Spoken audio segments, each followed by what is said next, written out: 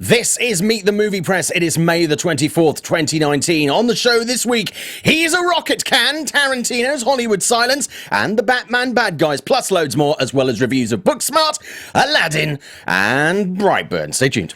Welcome to Popcorn Talk, featuring movie discussion, news, and interviews. Popcorn Talk.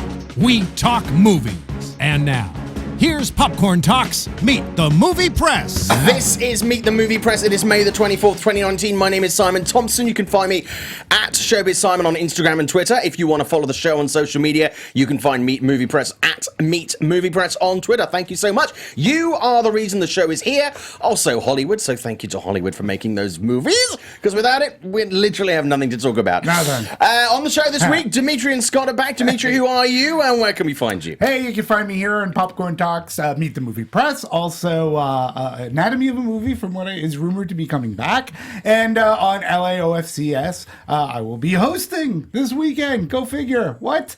That's crazy. At DMovies 1701 on the Twitter. Scott Menzel. Sure, Scott Menzel, We Live Entertainment, and of course, Meet the Movie Press, right here, baby. On the Popcorn Talk Network, Yes. at Popcorn Talk. Guys, thank you so much for being here again. A lot to get through again this week. And first of all, can I just say, happy birthday Oh, yes. to Indiana Jones and the Last Crusade. Yes. 30 years ago it was released. Today. It was yesterday. It was this week, Yeah, for sure. it was your birthday. It was your birthday. my birthday. too. Congratulations, happy birthday. Thank you. Thank you very much. You don't look a day over 50. How old are you? Okay, anyway. A couple of days over. Guys, so let's talk about Cannes. Ooh la la, what a year. I don't know why in Cannes they actually put seats in these things. It seems like everybody stands up for longer and longer each year. Is there, I wonder if there's like a bet going. It's like they're all backstage at these things. It's like, I bet I can get people to stand for my movie for 5 minutes. 5 minutes, yeah. So it seems Tarantino's like, I got 7. In comes Rocketman. Dex is going like, sit down. 8 minutes or whatever. Lots of standing ovations again this year, which you kind of get at Cannes. I think is a little bit wanky, but it's fine. It's like when they say it at Sundance, too. It's like, this movie got a standing ovation. It's like, of course. Yeah, of course But it did. again, it's not just standing ovation. It's like they have an official Omega Watch timer. It's like the Olympics. This is going on. They could 6:02. If they could sponsor it, seriously, it's they would do. But yeah, a couple of movies, mainstream movies, really getting. A lot of the times, the ovations in Cannes are reserved for the more highbrow, the more challenging movies, which either get reported for walkouts or stand-ups. It's one of the two. But this year, two of the biggest standing ovations were for Rocketman, Dexter Fletcher's movie, and Once Upon a Time in Hollywood, because it's Tarantino. Some mixed reviews on both of those movies, but first of all, let's talk about Rocketman. Obviously, that premiered at Cannes this week, went down phenomenally well, and the reviews have been very strong for that. We all saw that this week. Yes. My review is going up on IGN very soon. I'm going to be honest. This week, I saw 2 of my favourite movies of the year. One of which is in movie theatres this week, and one next week. Booksmart and Rocketman. Your thoughts on Rocketman, guys? I mean, for me, it's worthy of a standing ovation. Those performances are... Well, the whole thing's a fucking masterpiece. It really is. I mean, Demetri and I saw it together, and this movie, you look at Bohemian Rhapsody now, and you kind of go, okay, this is next level shit. Right now with Rocketman. And, the thing with Bo Rap was that, no one could replicate Freddie Mercury's voice. Mm-hmm. And when you see Taron Egerton sing for where he really sings for the first time as Elton John, it is just, I leaned to him and I said, this is his Oscar clip right here. Yeah. Because it's just that phenomenal. Oh. It's so perfectly done that you forget. I know a lot of people say this, but you really do forget about halfway through this movie that you are watching an actor. You feel like you're watching Elton John. It's incredible. And it's so, this movie does not cookie cut or anything. No. It shows the orgies, it shows the darkness, the drinking, the drugs, and it is... That was just us going into the screening. And that was just us sniffing the cocaine beforehand. But my God, it's brutal, but yet somehow it all kind of comes around, and you feel this level of hope. by the time the movie comes to a close. It tells a story. Yes. It tells a rags, not necessarily going. It tells a a rags to riches, not necessarily back to rags, but it shows a comeback, which and it's a specific time period, which I appreciated.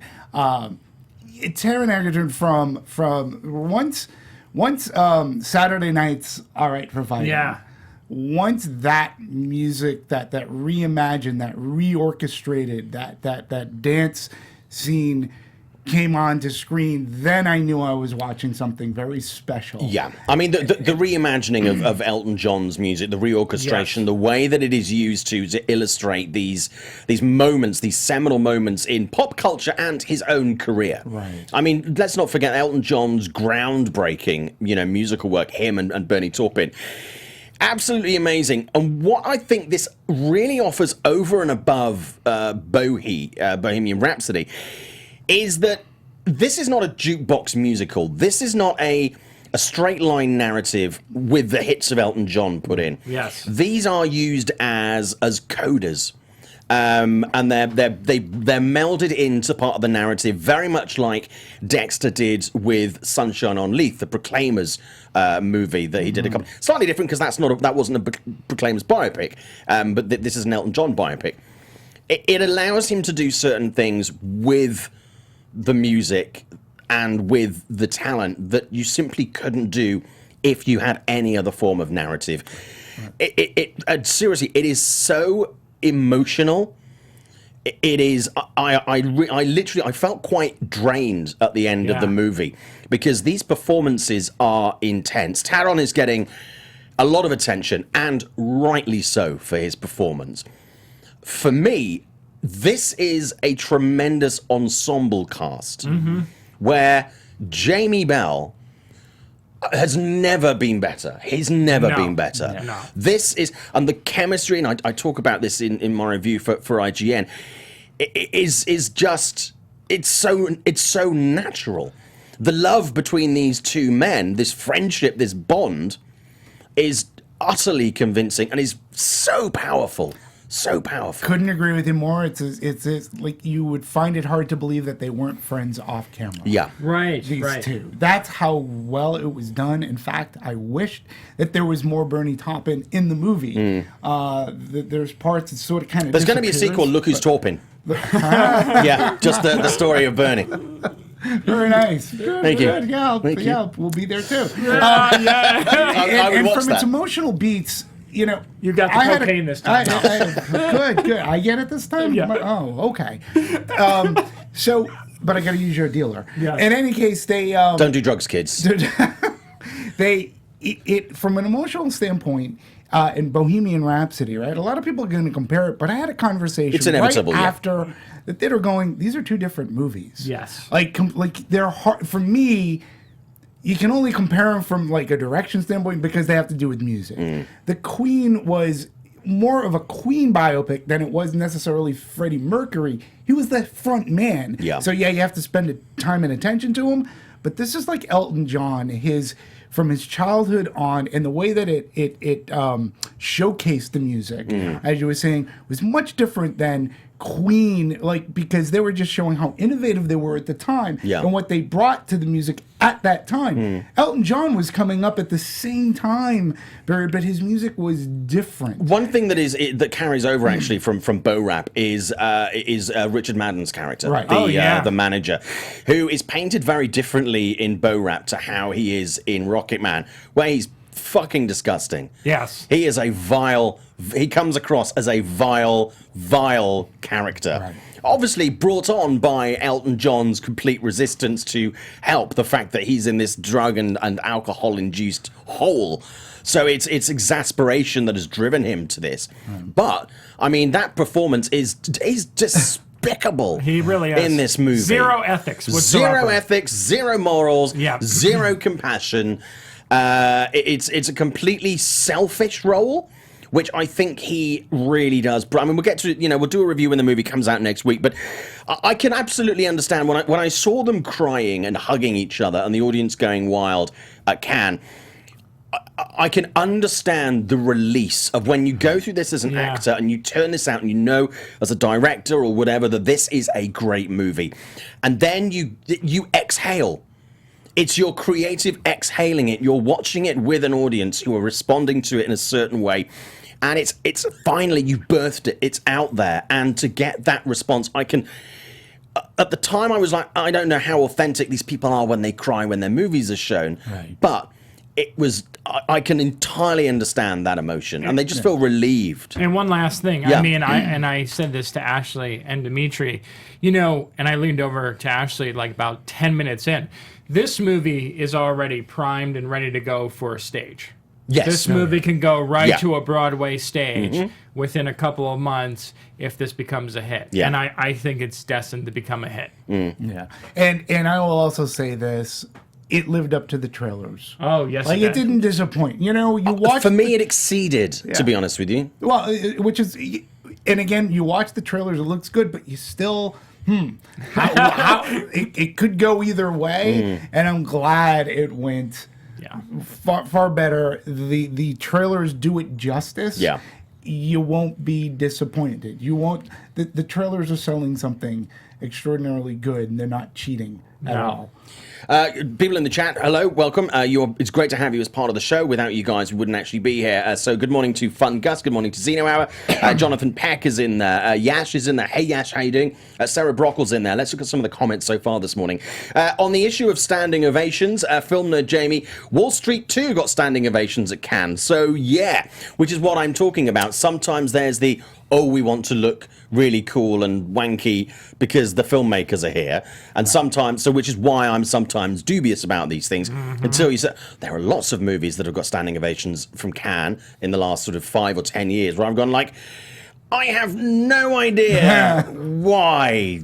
This is not great, but there you go. How many minutes, though, did Wall Street get? I bet you they only got like 3. I think that was just the cue for the cloakroom, though, to be honest with you, to get their cell phones back.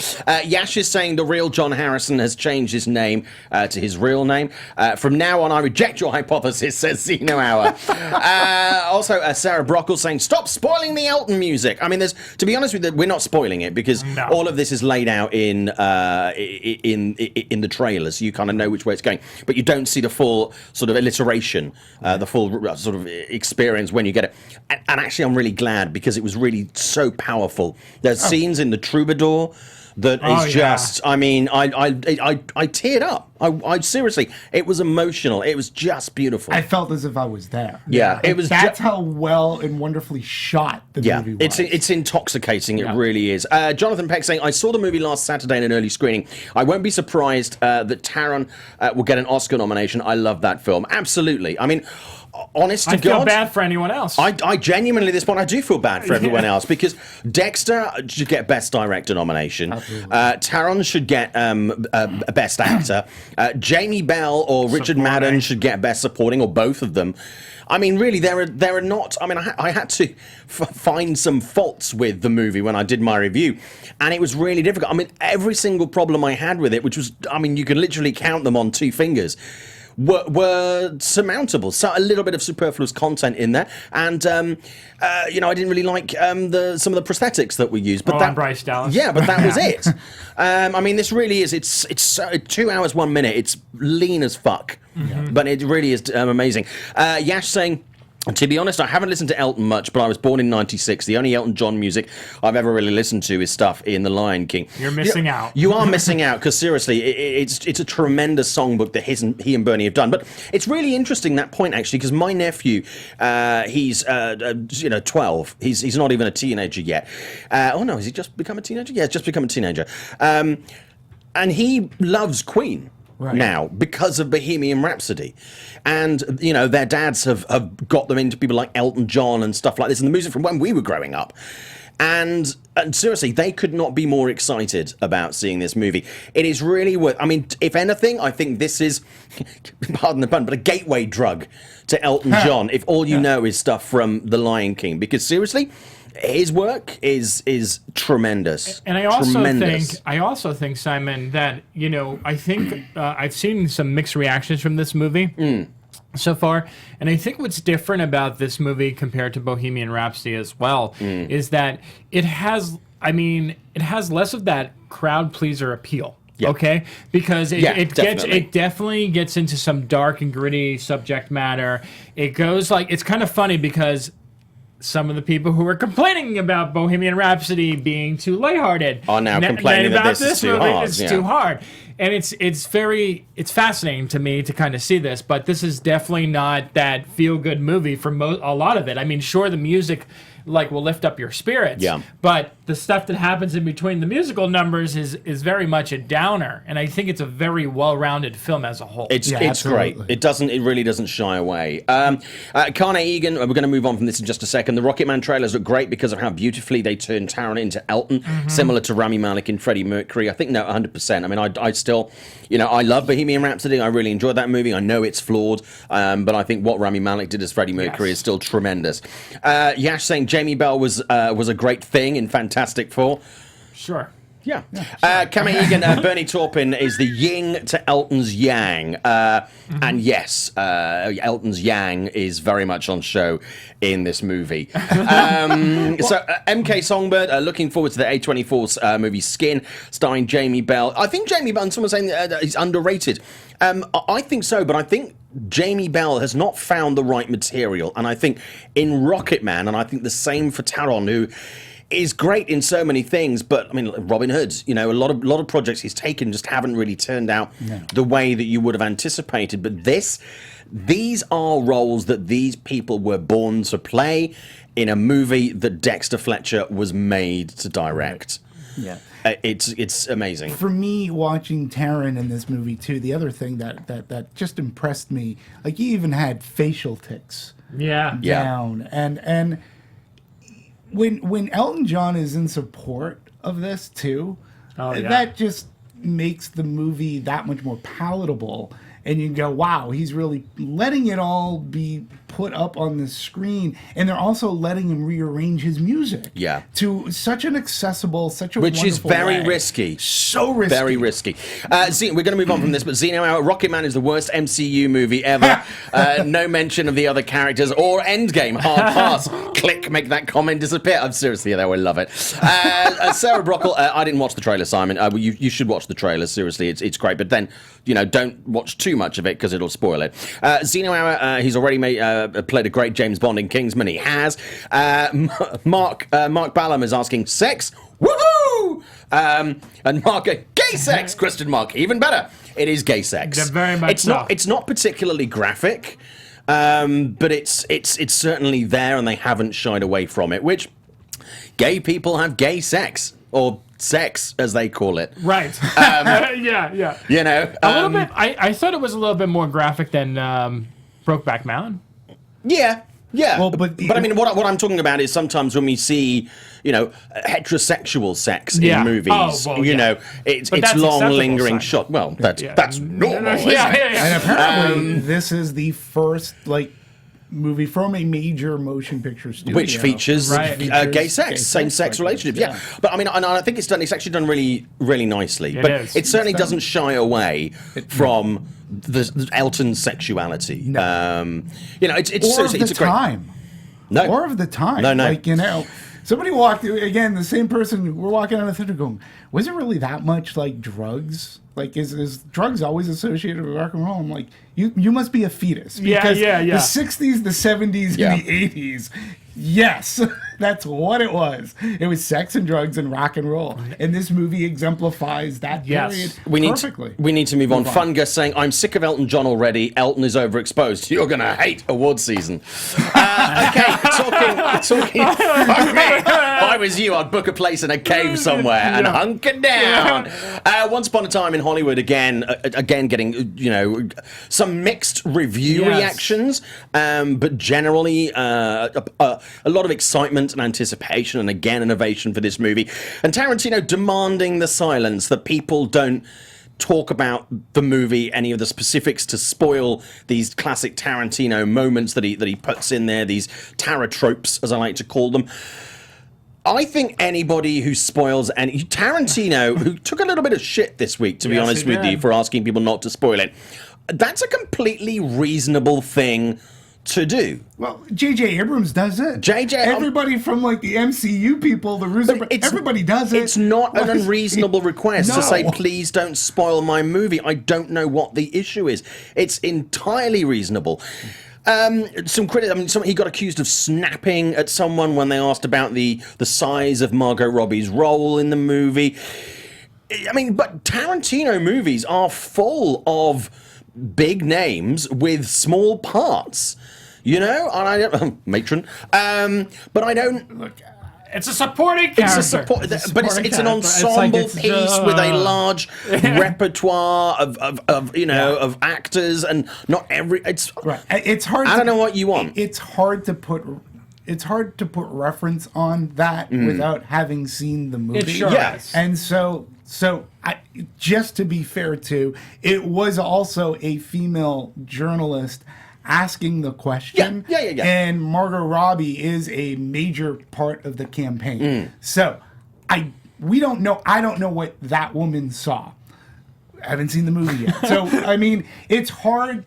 You know, the context in which it came out, I think, is very unfair. Yes. Because she may have had a legit complaint. I don't know. And being a female reporter, she may have said, well, this... And he took umbrage in it at a way that, again, you're talking to an audience that has seen it, but this is going worldwide for tons of people who haven't. And I thought the way that Margot Robbie answered the question is the way Quentin Tarantino should have answered but there are certain directors where if they ask you to be in your movie and you have a couple of pages of dialogue, you don't care. You do it. You do the movie, so you get your dialogue in there. For a very long time, that was Woody Allen. Dude, people have won Oscars for like less. Yeah. No. You know, in a movie. So I mean, I just don't think it's unfair. And you know, as you say, we don't have a context for this, Scott. And I mean, the movie, it's being marketed right now. If you've seen the new trailer that just came out, it's being marketed as this I don't know, dramedy between Brad Pitt's character and Leonardo DiCaprio's character, and Margot's character does not pop in until the second half of the trailer. So you know that she's a supporting character. Now that being said, I do agree with Demetri. I don't know how much of a role she ultimately plays in the film, but the thing is that the way that the trailers are selling this movie, you know who the stars are. Yeah. So like, they're supposed to have the most dialogue and the most to do. Just hate to say it. I mean, again, going off not seeing the film, but just based on all the marketing so far. So, I mean, it's one of my most anticipated movies of the year.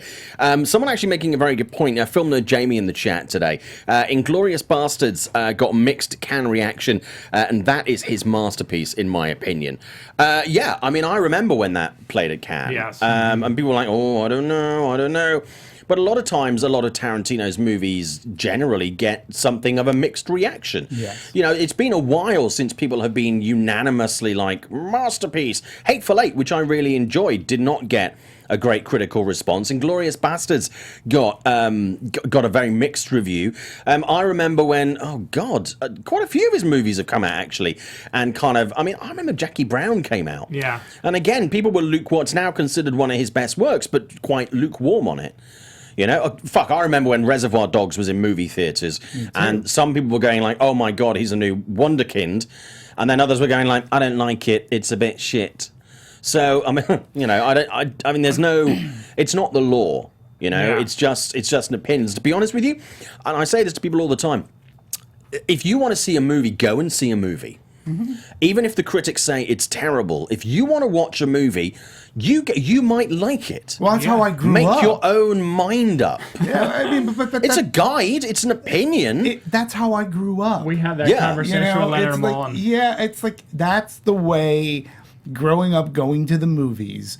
You know, I had there was the Boston Globe, the Boston Herald, and then, but for me, it was Siskel and Ebert. And I admired their opinions a lot, but if they hated a movie, it didn't stop me from going to see said movie, because I would form my own opinion. And sometimes I would agree with one or the other, or maybe both, but that's how I grew up. I loved reading reviews because it was a great way for me to learn about how to construct reviews and things like that. But ultimately, I'm a movie fan, and that always took over. And I had to go, if there was a movie that I really wanted to see, whether people didn't like it, I still went and saw that movie. Interesting chats. Actually, Fungus is mentioning this. QT is essentially an indie filmmaker. He has almost no control over how information gets out. No, I disagree. Tarantino's roots are still very much in the indie world. He does now not make what we consider indie movies, small, low budget. No, just these are by any other term, studio movies. Regardless of whether you're an indie filmmaker or Steven Spielberg, you still have a right to say, don't spoil my movie. Everybody has the right to do that. So it's just not like saying indie movie people don't. He's not the bottom of the totem pole. He's up there. There was a whole campaign for Avengers Endgame where each of the actors did a thing. Don't ruin Endgame. Yeah, don't spoil Endgame. I don't understand why Quentin Tarantino got backlash for that. Yeah. I really don't. Mark Ballum's saying I'm not a big fan of QT films, but there are some great moments. No, absolutely. I think Tarantino movies. I mean, there are some movies I love his work, but there are some movies that really just don't work for me at all. Xeno Hour, Simon, it felt like some people were ready to jump QT no matter what, because that wasn't him snapping. No, he wasn't snapping. He responded, and it was a combative question. Not delivered unfairly, but it was certainly a request for justification or a comment on something, and so he had a right to respond in that way. Also, isn't it a little sexist to act like female reporters can't handle pushback? Yeah, trust me, female reporters can handle pushback. 100%. But also, I mean, there are lots of men in this movie that I'm going to assume don't have massive roles, and yet, and are featured in the ad campaign. I'm assuming Kurt Russell's part is not the biggest part. Or Al Pacino? Al Pacino or Luke Perry or all of these people. Yeah, but do they have posters of their characters? I mean, Margot. It's about the story's about her. No, okay, but look, again, I haven't seen the movie. Yeah. I hate commenting on this. I have to go back to Margot Robbie's response to the question. Her response was wonderful and beautiful. It was succinct. Yep. It's the way Quentin Tarantino should have responded, but she did it, and she did it in a very classy way. And she said, for me, it was embodying this character, and it's an important part of the figure. After the show last week, we need to move on from Cannes. Guys, thank you for your thoughts on that. Obviously, last week we discussed Robert Pattinson becoming the Batman. And about an hour after the show, another story broke in relation to that story. With regards to with the villains, rumors of Catwoman and the Penguin, but possibly half a dozen bad guys rumored to be in Matt Reeves' movie. Sinister Six movie? Well, the thing is, I mean, I'm thinking maybe, but. One thing I have is some movies. There are very few superhero movies that have actually managed to have more than one villain and give any of them enough screen time to validate there being more than one villain. It's always a concern for mine. Yes. Few do it well. One of the few to do it well is Tim Burton, Batman Returns. Yes. A lot of them don't do it very well. A number of the Spider-Man movies have not done it particularly well. Your thoughts on this?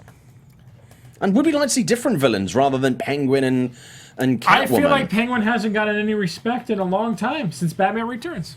It's been a long time. It has been a while. I'm glad that we don't have the Joker. I mean, obviously he's getting his own movie, but I'm glad he's not rumored to be one of the characters.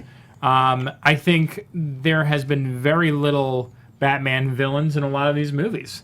I would love for them to kind of redo Mr. Freeze, which Arnold Schwarzenegger absolutely butchered. Murdered that stone dead. I mean, but I would love to see these. And I mean, Batman has so many different villains. He does. But I mean, outside of Danny DeVito playing the Penguin, which, in this day and age now, I feel like a lot of people don't even know that. Yeah.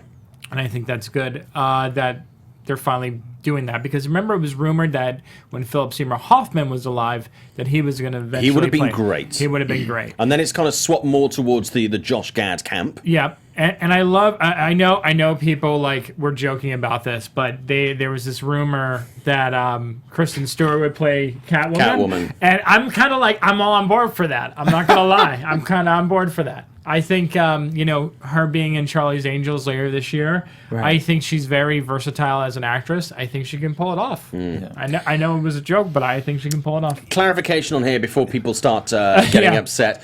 Comic book guy voice, Sinister Six Spider-Man villain, Scott. I know. I was joking about that because of that wonderful Spider-Man movie that never got a third. Yes, right. Amazing Spider-Man. I know. That's why I was joking about it. Just to clear it up, because you know. Rhino. I remember. You remember when his underwear fell down? That was so funny. There are going to be people who are going.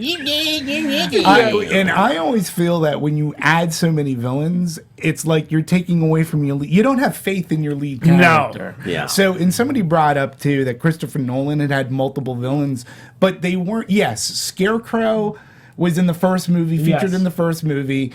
And then he shows up in I believe Dark Knight, but that was a Joker movie. Nolan was able to put the villains in their places. Yeah. Like they weren't fighting Batman all at once. Where Joel Schumacher, his movies were, look, I really like him as a director. He's made some very good movies. I just think that sometimes when you over-villainize a movie, you just don't have enough faith in your lead character to carry the movie. So it's like, oh, we need bad guys. We'll see what happens here. I don't know how many villains we necessarily need, unless they're just introducing some. Well, one villain. One villain is good, but they might be introducing like cock push-ups. As Tenacious D say, one is all you need. What? So you're familiar with that? Cock push-ups. You're familiar with that reference, Tenacious D, right? Yeah. Yeah. Okay. Cool. One is all you need. Yes. Yeah. Kamei Egan saying it's the only podcast about movies where you will get a Tenacious D cock push-ups reference.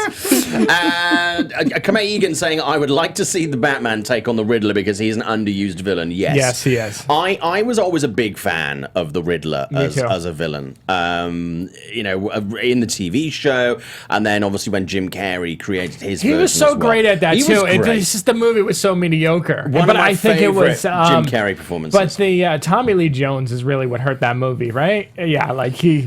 See, and I wasn't a big Jim Carrey fan of that. That movie wasn't that. I felt like he was. Well, no, that movie's not my favorite either. But he was zany enough for it. Yeah, it was good. It was good fun. Catwoman is just a femme fatale. This one from Yash. Mark Balsam. I'm not enamored with Nolan's Batman. I was not a big fan of Batman Begins. I was not a big fan of that. Dark Knight, I really, really liked. But I mean, most people say that, to be honest with you. But Batman Begins, I really wasn't on board. Tim Burton's Batman's still superior. Yeah, sorry. That's a great I love movie. both those movies, but I'm a really big fan of the Nolan Batman, what he did. Yeah. I don't think these villains are going to be characters that come in and out. I think these villains are going to be characters that come in and out, perhaps. Perhaps that's the way. We don't know at the moment. But I mean, I just think that the whole world of Batman, there are so many possible villains out there that I think will be, really interesting. I'm more interested in who they're going to cast as Alfred. I love Alfred. Alfred is one of my favorite characters in Batman. Agreed. Yeah, genuinely. So, and I'm going to go back. I think that Mr. Freeze is a solid he's an Batman awesome villain that could get some good representation, and if taken seriously and not cartoonish, could be really could be great in a new movie. We'll see. I'd like to see someone with real weight play that. Someone with real to go up against our Pats. I don't as much as it's fun to have the campy side of Batman. I really think it excels, and certainly the DC movies excel when they dig deep and they get something that's really solid, and give him something to chew on. Give our Pat something to play against. Help him bring this out. That would be really, really cool. Okay, we mentioned this on the show last week, and it happened again just after the show. What was that? Simon for Alfred. Xeno Hour. Yeah, let's go for it. Yes, no. I'm more likely, with my physique and stuff, the Penguin. I'm going to start a petition. Yeah. I'm going to start a petition. No, Simon for Alfred. as Alfred. I'm going to get $1 million. Will sign it. 25 million. We changed the way the TV shows are made. Yeah, Danny DeVito. It's crazy. Danny DeVito for Catwoman. Okay, John Wick 4 release date confirmed for 2021. We said last week that John Wick 3, fourth movie, obviously was going to be coming. It was going to be announced within days.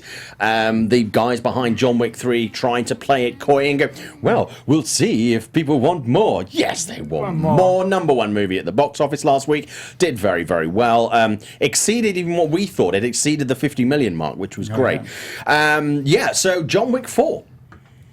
Shocker. Yeah. John Wick 4, what John Wick 3 should have been.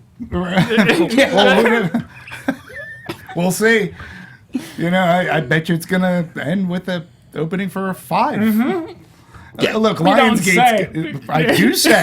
I really do say. This is Lionsgate only franchise right now. Lionsgate, who this week posted some losses, some serious losses. So they need this. So they have not had a lot of luck with movies such as Robin Hood. They're going to beat that Hellboy. Hellboy. They're going to beat that horse John Wick was riding until it's dead. Yeah.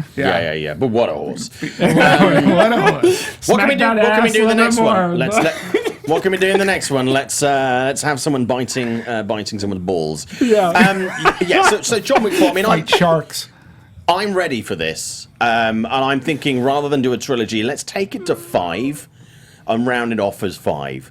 I have a problem with when there's 2 trilogies, 6. I prefer 5s. 10s are good. I'll stay at 4. I don't think we're going to get that option. I think they're going to milk this. I know they're going to milk it. They have to. They'll do a spin-off. I see it all happen. Every character will have its spin-off movie. Oh, yeah. The dog. That's what the they dog, do. Yeah. That'll tie in a crossover with a dog's journey. Yeah. Air pause. Yeah. But yes, I mean, no real surprise. But 2021, that doesn't give them a huge amount of time. But in all honesty, I think they're good to go after Bill and Ted is done, because that's going to be Keanu's next thing.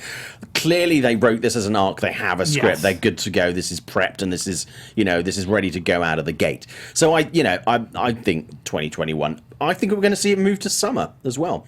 I think because of the strength of the franchise and the fact that it's got this following now, I really think we're going to see it move into a more pole position. It wouldn't surprise me if they stick around. But May is a great time now. May's really great. End of May, early June, I would say. Disney will move back summer until the first week of April. Don't worry about it. And then. No, I think the date that they have, depending on whoever drops like an MCU movie on there or Star Wars, I think the date they have is perfect. That's why this one did so well. Xeno Hour, here's the pitch. John Wick versus Hellboy set in the Hunger Games future. Boom! You're welcome, Lionsgate. There you go. Don't tempt them. Terminator. Poor Shailene Woodley. Terminator Dark Fate trailer. That dropped this week. Yes, it did. Yes, it did. If only they showed that trailer at CinemaCon. I loved it. I was in. I loved it. It looks pretty damn great. Yep.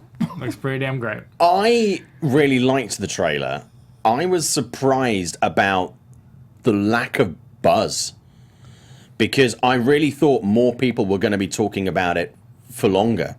And it came out, and then there was other stuff going on, and it just kind of dissipated very, very quickly and didn't reach the heights that I thought it would for an IP as strong as well known as Terminator. People have been burned by this franchise. Oh, yeah. And I think there's so much hesitation for it, and it really does come down to Linda Hamilton. Yeah. Right. And she is the selling force of this movie. I feel like that's even why she's more front and center in the movie than Arnold, because he was attached to the other projects and he let people down. Having her come front and center, that's a great marketing move. Yeah.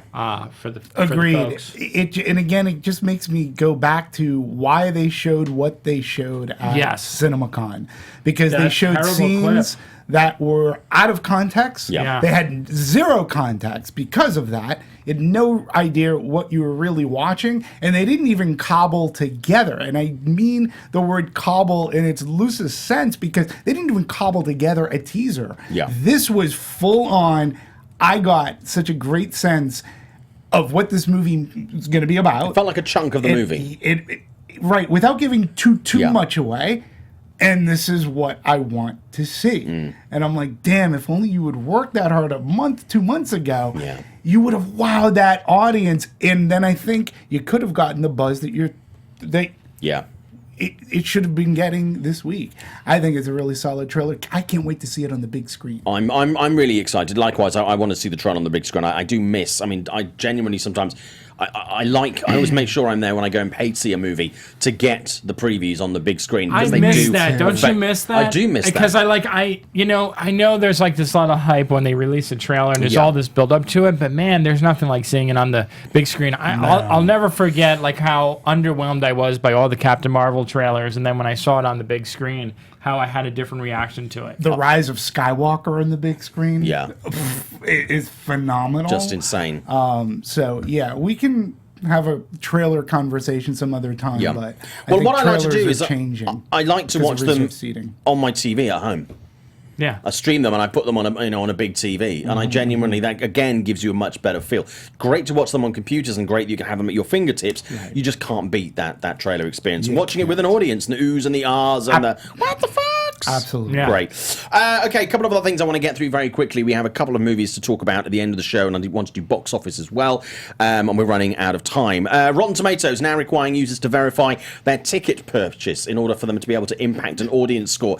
This is in direct result to the trolling that we've experienced on that platform over the last over the last 2 or 3 years, that it's got to any sort of significant level, even though it hasn't stopped the movies being successful. Right. No. So I'm not entirely sure why people are still doing it. But yes, I mean, I think this is fair. I think, to be honest with you, I think it won't necessarily stop people trolling, but I think it'll just mean that people will be too lazy to go through the rigmarole. And then obviously you've got less people going to your site, which then I think is then a traffic issue. So I don't think this will It'll be have a in negative place effect, yeah. financially on Yeah, the company. yeah. And then I think they'll probably reverse the idea or find a less labor-intensive way to do Or it. someone's going to find a hack, let's be Or honest. someone's going to find a hack, yeah. And this is something that MoviePass did. No, seriously. I do remember this. I actually do remember it. If you were Pouring a one out for subscriber, Movie Pass. yeah. One for my Hermes. They're still around, to my knowledge, but Yes. that's what they used to do. Like, if you got your ticket from their app, you had to go to the box office. You had 30 minutes, go to the box office, get the picture, Yeah. snap a picture of the ticket because so many people were abusing it and found ways around to do whatever. I don't know. What if you go to a preview of a movie? You don't get a ticket for that. If you're going into your name's usually What your on the list. little pass thing? Well, they have that printout, right? Yeah. So like you would have to print out that piece of paper, and there's usually a barcode on it. Like if No. I mean, you like, mean for no, us, but that's no, for no, us critics. Yeah, but there are like tastemaker kind of screenings in which people are just put on a list. Like you can't. Yeah, but a lot of you can't those, do I mean, that. for influencers and stuff, you don't. Yeah. That wouldn't be the same a as radio being promo screening, like you don't get a ticket for that. Your name's on a list. That doesn't Yeah. count. So But I think, to be honest with you, those people are more likely They saw to. it for free. More people are likely to post on social media than they are on Yes. go I to agree. Rotten Tomatoes I agree. and post a review. I think there. So yes, it was an interesting idea. I'm not entirely sure how long that will last or exactly what will happen with that. Going back to Terminator: Dark Fate, a couple of comments from people in the chat on this. Zeno Hour, I'm cautiously optimistic about Terminator: Dark Fate, and I'm still not overly excited about it. Good trailer though. Yash saying the movie was initially supposed to be released in July, but Arnold had a heart attack. He did have a heart attack, and then someone tried to jump kick him in the back this yes. week. What the hell is that? What the all fuck? about? Why would you do that? Also, it's Arnold Schwarzenegger, fuck's sake! Guy's an institution. Jesus. He couldn't Why? get. It's like You the person wanted- who threw the rock at Tom Cruise. Remember that? Or that squirted him with water. Yeah. Yeah. Well, Shit, come on, guys. Arnold He's wouldn't an give old up. man. Oh, it was sorry. Before people jump on me, it was Dwayne Johnson who someone threw a rock at. Right. It was the water for Tom Cruise. Yeah. Sorry, people. Get it right. Unsubscribe. I'm human. Unsubscribe. Arnold wouldn't I'm give him. only The human. reason why he kicked him in the back, Arnold wouldn't give him a good recommendation for a house cleaner. Film nerd Jamie, honestly, there are shots from Dark Fate trailer that look like outtakes from earlier films, but I'm staying hopeful. Skunk Ape, I'm so tired of this franchise, I just don't want any more. Tim Miller and Linda Hamilton is a great choice, though, but whose idea was David S. Goyer? Yash saying Terminator Salvation had amazing trailers. That is true. It was a terrible movie. I revisited that about 9 months ago to see if it was actually better. It's not sorry. as bad as I remembered, but it certainly didn't improve much. But for me, Terminator 3 was just like the worst. And Genesis, I thought, was just fucking Genesis. awful. Oof. Just terrible. Yeah, so a lot of people are in there having ideas on that. I want to talk very quickly about the Wild Bunch remake, hoping to recruit Michael Fassbender, Jamie Foxx, Peter Dinklage, and Mel Gibson going to direct that. I'm not that interested right now. No. I'm not that interested right now. I mean, it's kind of a interesting cast, but I don't Don't know. know We'll see why. what happens. Leigh Whannell's The Invisible Man remake to materialise in 2020, Blumhouse Corner. Yay! Yeah, so no real surprise. Some interesting things coming out about that. Obviously, we know that Elizabeth Moss has been cast. She is not going to be the Invisible Man, she was saying. Some people were like, oh, is it going to be a female protagonist? No, she's going to play the girlfriend of an abusive partner who disappears and I think becomes the Invisible Man, which is very, very interesting. I'm really looking forward to the Invisible Man. I was talking to Lynn Shay about this the other week, and she's super excited about it too. She's obviously very, very good friends with Leigh Whannell, who kind of, give her a major boost to her career with the Insidious movies. Yeah, I love these Universal monsters, and to see Leigh take the helm on something like this is great. And 2020 can't come fast enough. I just say we talked about it here months ago. Yeah. When we were talking about Universal's Dark Taking over, Universe yeah. and how's this going to work out. They should have let him. They should have let these guys do it from the beginning. I mean, From the beginning. From the beginning. Because I don't know. we mentioned Invisible Man. We mentioned they can do the creature from the Black Lagoon needs like a great reimagining. Stop going like we know Dracula and Frankenstein and even the Wolfman to an extent. The Mummy, obviously, Invisible Man's great to mine from. Creature's great to mine from. Yeah, I think very excited. They're gonna have to let the Mummy die for a little while before they bring that one back that again. was not good. Even a good Dr. Jekyll and Mr. Hyde movie would be fantastic to me. Yeah. And there's lots of people who'd actually be really good in that. We could talk about that another week. Yeah. Some other news I wanted to touch on very quickly this week. There's a Rescue Rangers movie coming, Chippendale Rescue Rangers. That's going to be directed by Lonely Island's Akiva Schaffer. Which I think is, but apparently it's going to be like an origins movie, the setting up of the detective agency. After Detective Pikachu, I'm pretty interested in this. Yes. Can't deny. Dan Aykroyd this week has said he'd written a Ghostbusters prequel series set in 1969. I would watch that. Me too. I would be really interested in that. You can have the Ghostbusters dads doing that. That would be pretty cool. And True Lies TV series coming to Disney Plus from Muck G. And I was never a fan of I mean, I quite like the Charlie's Angels movies, but Muck G, a lot of his stuff didn't really land well for me. But he's done a couple of movies that are on Netflix, like The Babysitter and stuff like that, which are great. So good. So good. Muck G has seriously never been better than he is right now. And he's on a his producer in Supernatural. Yeah. He's absolutely nailing it, which is tremendous. Okay, very quickly, I want to look at some box office stuff. Aladdin is one of the big movies this week. It's likely to take the top spot at the box office. Thursday night previews delivered 7 million in Thursday, which is very good. That's ahead of the 4.2 million that Maleficent brought in, 2.3 million for Cinderella, Pirates of the Caribbean 5.5, Dead Men Can Tell No Tales. So we're looking at a weekend there of about 78. I think actually we could see it possibly go higher than that. I could see it easily topping 80, possibly heading towards 85 this weekend. Me too. I think it's somewhere between 80 and 100 for me. Yeah. So very interesting. It's a Memorial Day weekend. So. It's a 3-day weekend. I think a lot of people are very excited about it. It's got that heritage. I think it has more of a heritage than, say, the likes of Dumbo and Pete's Dragon and stuff like that. Aladdin and Lion King, I think, are going to be the big runaway successes for live action Disney this year. But yeah, I mean, we can talk about that in just a second. But yeah, so it's looking at a healthy take. 3-day weekend 60, 4-day weekend 75.3. This is according to boxofficemojo.com. John Wick going to be knocked into number 2. Avengers Endgame number 3. Pokemon Detective Pikachu. Then Brightburn, Booksmart, Dog's Journey, Hustle, Intruder, Long Shot. A couple of good movies there, not getting the attention that they need. But first of all, let's talk about reviews. Let's talk about Aladdin first of all. We've got 10 minutes on this, so we're going to keep it a little bit tight because I need to talk about Brightburn and Booksmart as well. Aladdin. So I actually had a lot of fun with it. It's in my top 3, sort of top third of the Disney live-action movies. It's a lot of things that I didn't like about it. I wasn't a massive fan of Will Smith as the genie. Not because of his performance. I just think it just didn't feel quite right. It didn't gel for me. I thought the characters of Jasmine and Aladdin, the casting for that was absolutely amazing. Things I didn't like, the fact that it's like, if they're brown, they're in Agrabah. I'm kind of like, you could have done a bit more specific casting than brown, which is what they appeared to do. And I'm like, okay, that doesn't kind of really work. And then the speeding up in dance sequences, I thought was very weird. It almost felt like Guy Ritchie didn't know how to direct to musical sequences. And it kind of, every time it happened, it irked me.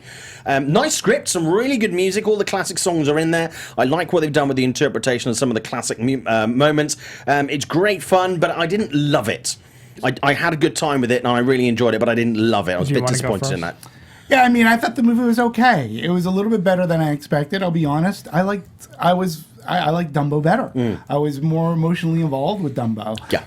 But this movie, number one, we'll talk about the big blue genie in the room. I thought Will Smith was fine. I think this is perfect for his career. He's going back. It's showing that there's levity in him, and this is what people fell in love with him for. I think this is great. It'll be a box office renaissance for him. For me, the standout was Naomi Scott as Jasmine. She overshadowed. She eclipsed everybody. Like the kid who played Aladdin, he was good. He looked the part, but he just couldn't stand charismatically up with Naomi Scott's Jasmine. She has it's a brand new song, which I thought was amazingly done. And again, when you talk about that music factor, I thought that scene was so well photographed. I didn't mind the dance scenes. I liken Aladdin to Bollywood meets a Disney parade. Very colorful, entertaining, group singing and dancing. It was entertaining. That new track had very much a feel of Let It Go for me, so I accept that to be nominated for an Oscar for Best Original Song. Yes. I think that Speechless is going to be nominated for Best Original Song, too. I have different reaction. I agree with Simon right off the bat with the Guy Ritchie slow-mo. Some of it very weird, almost took me out of the film in a lot of ways. Very distracting. Didn't fit the tone or the type of movie that this was. I actually appreciated what Will Smith did with Genie. I feel like I said this in my review, which turned out to be a very long review, by the way. It was so if you want to read it, it's on We Live Entertainment. We forget that Robin Williams had the luxury of playing an animated character, okay? And you know Robin Williams as the Genie. But the thing is, he was not around now to do the live action version. And if he was to do the live action version, I feel very much the same as I do about Will Smith, that I would be like, oh my God, that's Robin Williams playing Robin Williams as a genie. Just like I feel like this is Will Smith playing the genie. And kudos to him for making it his own, not trying to, mock Robin Williams or in any way, shape, or form. Kind of going back to his roots, embracing the cheesy rap angle, and then making that into A Friend Like Me and some of the other stuff in the film. I could tolerate that. It was. That being said, my issue with the movie, my big issue was Jafar. I think Jafar in the original movie was very menacing, creepy. There was just I felt like he had a lot of reason for being as angry as he was. This one, it just looked like a guy throwing a temper tantrum. And it just, it was just came off as so bland, just so bland. I think one thing, going back to the genie very quickly before we move on from this, Will Smith and Robin Williams are very different types of people. I mean, Robin Williams had this amazing comedy talent where he would delve into this bag and pull out incredible, so much material that it's like they could have made an entirely, a new movie off the back of that with all the stuff that he did, which Will Smith doesn't have necessarily that same skill set. So, it's his interpretation, I think, of the genie is absolutely fine. He has fun with it. It's a little bit camp. I think it's actually, enjoyable, but I mean, it just didn't visually. It didn't kind of work for me. Okay, we need to move on from Brightburn. Brightburn, a movie that I think is going to get sadly overlooked at movie theatres by a lot of people. I really was impressed with Brightburn. I really liked it. I know we disagree on this. It was exactly what I wanted to watch. I mean, it doesn't do... It's basically the flip side of a Superman story. So, child discovered turns out to be bad rather than Superman, who's the savior of the world. So it's flipping that mythology on its head. I really liked what they did, but I didn't watch all the trailers and stuff like that. So a lot of it came as quite a surprise for me. There's nothing out there quite like it at the moment, and in the same way that Shazam was a different take on the superhero stuff that we're getting a lot of in movie theaters, I think this was actually really nice. I don't think it's going to do fantastically well, but I actually had a lot of fun with this. Scott, you disagree? I do. I think that the film is horribly generic. It is generic. I think it's just it's kind of like, look what we can do. We can take like a Superman story and make it dark.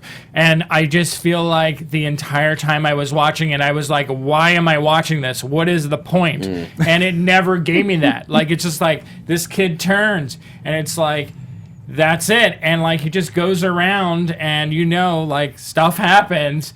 And it just ends. And it's almost like, this is what I hate about like movies like this, is like when they end, where they're like, maybe I'll find out in the sequel kind of ending. Yeah. And it was just like, no, you didn't earn this. You did not earn this, in my opinion. But I also don't want a sequel. I'm happy with this movie. It was a self-contained movie. But what was the point of watching it? Can you tell me what was the point? Just purely enjoyment, and sometimes that's okay. Of James Gunn doing his indie day stuff? A little bit, a little bit of soups, a little bit of horror. A little slither in there. Yeah, I like it.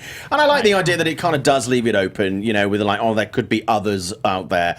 I think that's quite fun. If they did decide to go down that route, I think that would be fine. But I mean, I enjoyed it. I think we'll have to agree to disagree on this. Again, as we talked at the top of the show, I wanted to see this movie, so regardless of you liking it, I'm going to go see it regardless. Absolutely. Because it's in my wheelhouse. Okay, we need to get to Booksmart because we're running out of time. Okay, Booksmart. Hands down, I think it's my favourite movie of the year so far. I think a lot of people are likening it to Superbad, which I was saying this morning over breakfast. It does it a massive disservice. It sure does. This was a movie that I laughed at. I was so unbelievably... There are so many movies that have characters that you don't care about. I genuinely liked all these characters, even the ones that are hideous and embarrassing. I really felt an affinity with all these characters and a personal investment in their stories and their journey. This is so fucking honest as a movie.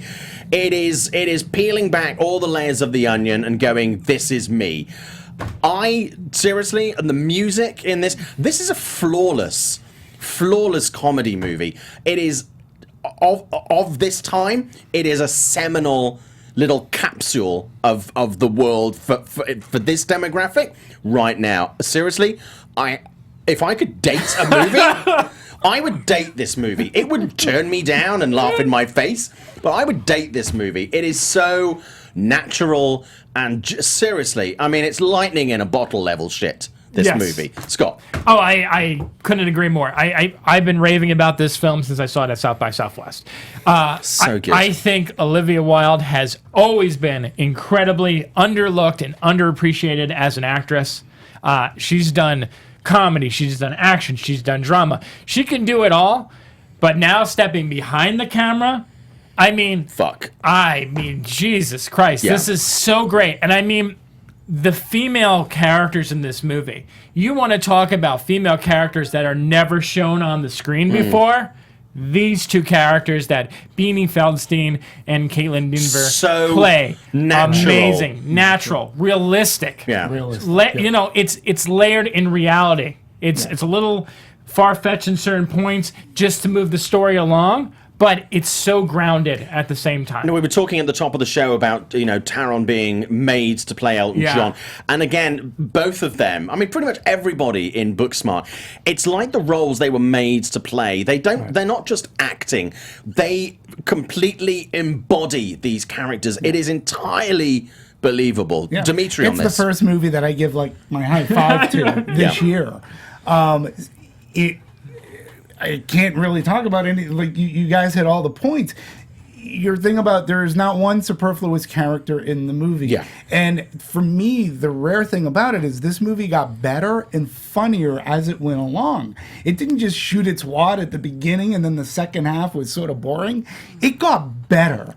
And the characters, you learned more about the characters, and that's why you love them more. Yeah. And you're right. Even the characters, like the ones that you're supposed to love to hate, you still like them. It kind of reminded me of like American Pie, where you like all of the supporting even the cast. assholes are like there's some redeeming element to their existence. And you even felt sorry for some characters at the beginning that you go, oh, what a jerk. Yeah. And then as the movie goes, you're going, oh, I feel bad for him, and you go, I get it, and I ended up liking him. And then let's say Princess Carrie Fisher's daughter, Billie Lourd. Billie Lourd.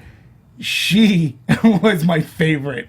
Every time she popped up, literally, there was gold coming out of her mouth. She was amazing. I laughed so hard. I haven't done that in a while, and the comedy was unexpected. Well, and kind of going off this, I told Demetri about this. One of the things that I absolutely adored about this film, and it's kind of funny because Will Ferrell is a producer on this movie. In a lot of Seth Rogen movies, Will Ferrell movies, they're always over the top. Yeah. It's all gross out gags. But essentially with this, it's not. It has the perfect amount. It knows when to be raunchy, but it doesn't overdo it. Yeah. So there's enough raunch in there to like appeal to those audiences, but it's smart. Yeah. It's not this stupid generic shit. And we need to wrap this up, but I think really there is comedy that is performed well, there are set pieces that are performed well, and there is comedy that is written, and it just feels like it's the most natural thing in the world. And that is how this plays out. Even the set pieces don't feel like, here's the big set piece. The flow, the narrative, just the cohesion of the project as a whole is just, it's lightning in a bottle. It would make me happy if the screenplay got nominated. Yes. Yeah, because it deserves it. I mean, there are performances in this movie that are definitely, again, absolutely phenomenal. And I think Olivia deserves recognition for this come awards season. Whether it's, indie awards, I would love to see some recognition for this at the Oscars. Maybe the LAOFCS. Maybe LAOFCS. Or maybe. Gentlemen, before we end the show, maybe BAFTA. Maybe. Why Maybe would that BAFTA. be? Why would that be? Very quickly before the end of the show, I got accepted into BAFTA this week. Wow. So Congratulations, I am my now a friend. Do they BAFTA know? member. Clearly, they've never seen any of my work. Clearly, they've never That's seen. awesome. But no, it's basically the British version of becoming a member of the Academy, because it's an academy. But yeah, so. How'd you like them apples? Demetri, Panos! Who are you? Where can we find you, please? We need to get out. Popcorn Talk Networks Meet the Movie Press. Anatomy of a Movie will be coming back on the Twitters at DMovies1701. Thanks, folks. Sure. Scott Menzel. Check out LAOFCS, which he will be hosting this week. What? And it'll be on at 11 a.m. Thank you. It's gone crazy. My name is Simon Thompson at Showbiz Simon on Instagram and Twitter. You can also follow the show on @MeMoviePress. Thank you so much. If you like the show, subscribe. Please leave comments on iTunes, on YouTube. We really appreciate it. And also, we're on Spotify, so tell the world. Thank you so much. We're only here because you're here. And if you're not here, there's no point. So thank you. Without you, there is no show. Have a great week, everybody, and make sure that you check out Booksmart. This movie deserves every single cent that is thrown its way. It's a tremendous movie, everybody. Booksmart! Have a great weekend. Booksmart, everybody. Booksmart! From producers Maria Menounos, Kevin Undergaro, Phil Svitek, and the entire Popcorn Talk Network, we would like to thank you for tuning in. For questions or comments, be sure to visit popcorntalk.com. I'm Sir Richard Wentworth, and this has been a presentation of the Popcorn Talk Network. The views expressed herein are those of the hosts only and do not necessarily reflect the views of its owners or principals.